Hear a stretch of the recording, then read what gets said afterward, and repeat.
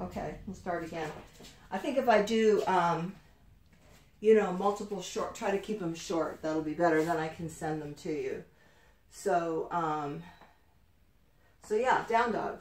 The thing is, and this is a lot of work, just pressing back into down dog. If pay attention to your alignment, because if as you're going back, I'm having some problems right now with my tricep, so I'm really paying attention to this. You lift your hips up and back, and then you start pressing your chest through your arms, keeping your arms engaged. The minute you feel yourself going out of alignment, the minute you feel yourself, this start to happen, just stop. Just stay there and just work with wherever you're stuck. You can put your knees down, keep your arms aligned, and then keep pressing. As you're doing this, you want to press your weight into your hands. Keep your weight pressing down, think about that when you're doing it. You don't want to just be floating on your hands. You want to be pressing down on your hands, which engages all the muscles, arms, and all the way up to the shoulder. So this is actually a pose here. It's called puppy dog. So neck long, shoulders back and down, pressing into your hands, that claw action, everything aligned, and press down, press down, press down, and just see how far you can get down to the ground.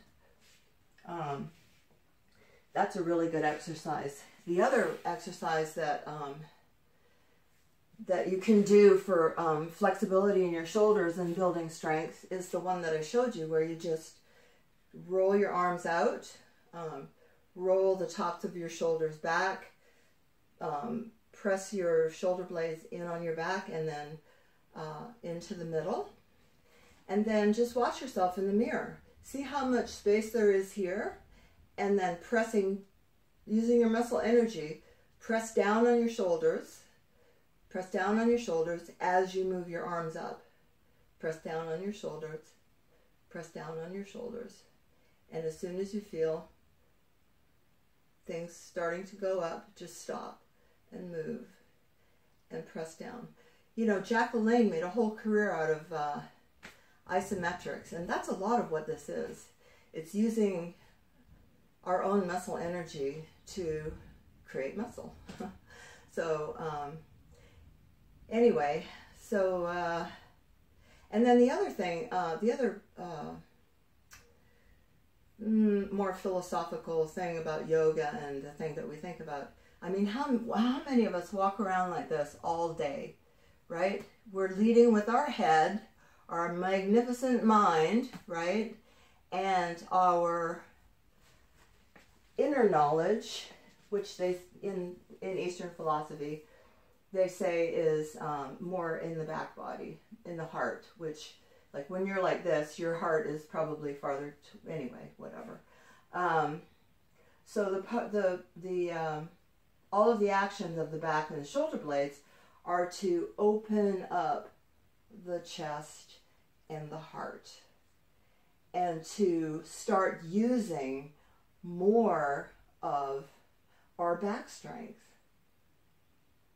which really, to me, translates to using more of our inner strength, our inner intuition, you know, keeping the head properly where it's supposed to be, you know, as a mediator or whatever.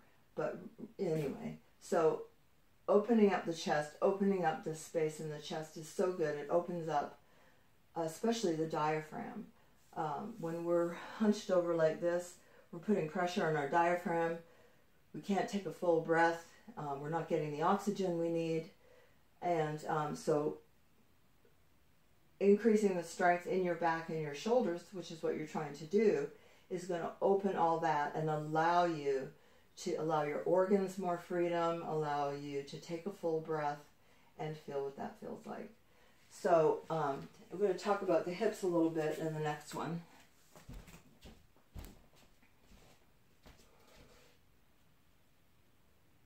Okay. So, of course, the bottom part of down dog is, I don't know if you can see my whole hold on, see if you can see my whole body here. Just try to. I have a very primitive setup here for my camera. I have to get a better one. So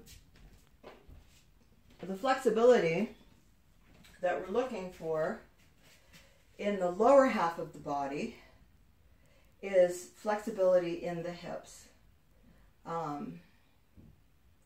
You know, I just want to say this. You know, people, I say, oh yeah, I do yoga, and they go, oh, I love stretching, and I'm like, well, you go stretch, and then come back and we'll do some yoga, because you do get some stretch in your muscles, but mainly what you want is flexibility in your joints. And the only way to encourage your body to be flexible in your joints is to make them feel stable by increasing the strength around them. It's like we don't think about it, but we have a body-mind. Our body has a mind of its own. It breathes us every day. It beats our heart. It circulates our blood. And even though we're not aware of it, when we get weak in the muscles, our joints don't feel safe. They know there's nothing around them to support them, and they tighten up. So, you know, people, oh, I'm so stiff. Well, you know, it's a holistic system of taking care of your body, mind, and your mind. So when we talk about forward fold, which is kind of what you're doing in a down dog, people say, oh yeah, I can touch my toes. Yeah, I can touch the ground. I can do that. But you're losing all of what we just talked about in the top for the sake of getting closer to the ground, and you're really not doing anything in your hips here. So you want to keep everything like we were talking about. And when you fold, you want to fold at your hips. You keep your back straight, keep the natural curves in your back as much as you can. Keep your muscles in the front body, kind of imagine if you could knit them together all the way down, starting with the pelvic floor, all the way up to the top of your solar plexus and your chest. So you want to keep that all knitted in together, and keep your neck long, as we talked about. Keep your shoulders back, and as you're bending, you want to bend at the hip joint. This is where you're meant to bend. So you bend, you bend, you bend, you bend, you bend, as far as you can go, keeping everything else together. So really, when it comes to flexibility in a forward fold, I can't touch the floor. I can put my head between my shins because I have that flexibility in my back now. But generally, working on flexibility in my hips requires that I keep the alignment in my upper body first. So in the legs and the feet, because now this is our foundation. And our foundation too, when we're doing down dog, is the feet, part of it anyway. So you want to keep your knees pointing straight ahead. You want to keep your feet hip width apart, which is actually a little farther than most people think. You want a straight line going from your outer hip down to the outside of your foot. Your feet pointing straight ahead. Now, one way to do this is to just rock back and forth and feel the whole bottom of your foot, the whole sole of your foot. Once you've done that, you can press down like you're pressing on a gas pedal. Press down on the big toe mound of your toes and lift and spread all 10 toes, which people are like, what? You can do that? I didn't have any awareness down there at all. So you rock forward, lift your toes, and spread your toes, and you can feel how that engages all of the muscles in the front of your legs. Then keep your toes spread, press them down on the mat, and press down just like you do on your finger pads. You don't have to do a lot, just some stability there. Then lift your heel a little bit and drag it back, just muscularly just kind of drag your foot back a bit, and you can feel that engaging all the muscles in the back of your leg. It's subtle, but you can feel it once you become aware of it. Same principle as in the arms. You want to keep pressing down on the inner edge of your foot, which requires a little bit. It requires you to keep your shins in. Keep your shins in, not necessarily turning in, but pressing in and pressing a little forward. Now your thighs, you want to lift your quadriceps up from your knees all the way into your hip flexors. Just lift your quads up, and then you want to press them in and rotate them in and back like so.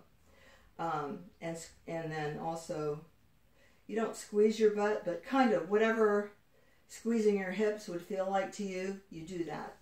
So again, you're creating that spiral tension around your muscles and your joints so that your joints feel safe enough to really let go and let you have some flexibility in your movement.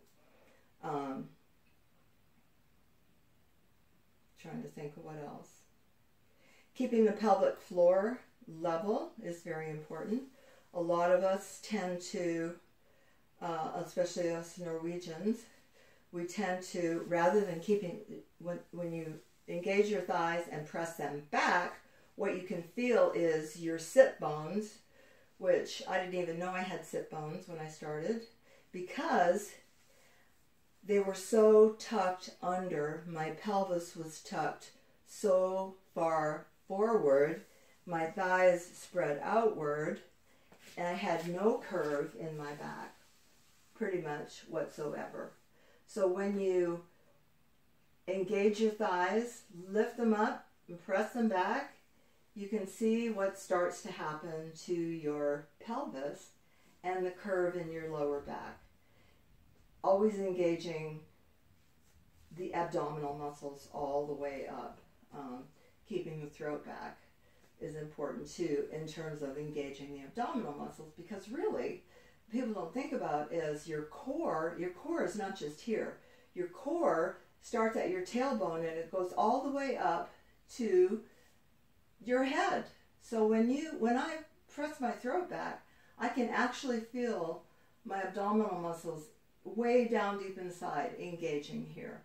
So it's all a part of keeping this structure strong and secure and supporting us in our life so that we can be flexible and do the things that we want to do. So when you're in down dog, you start on your hands and knees. I'm just going to go through this quickly. You start by backing your knees up a little bit behind your hips. Keep everything engaged. Keep your feet straight up and down.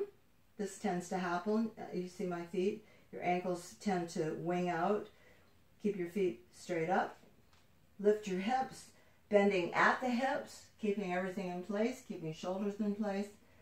Bend all the way up. Keep engaged.